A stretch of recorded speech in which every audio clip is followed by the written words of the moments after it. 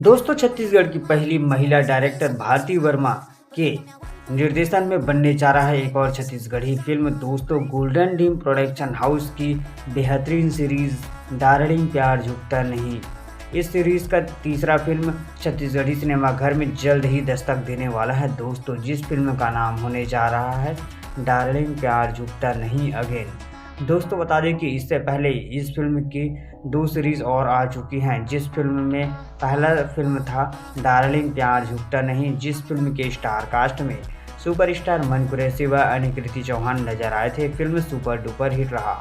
इसके बाद इस फिल्म का सेकंड सीरीज आया डार्लिंग प्यार झुकता नहीं पार्ट 2, जिस फिल्म में हमें छत्तीसगढ़ के कॉमेडी किंग कहे जाने वाले भैरा काका उर्फ अमलेश नागेश नजर आए और उनका साथ दी थी दीक्षा जायसवाल जी।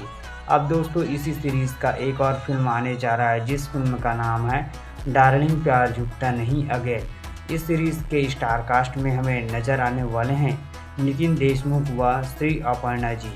बता दें कि फिल्म को 20 फरवरी से रिलीज किया जाएगा छत्तीसगढ़ी सिनेमा घरों में। आप सब फिल्म के लिए कितना एक्साइटेड है, कमेंट प्लीज़।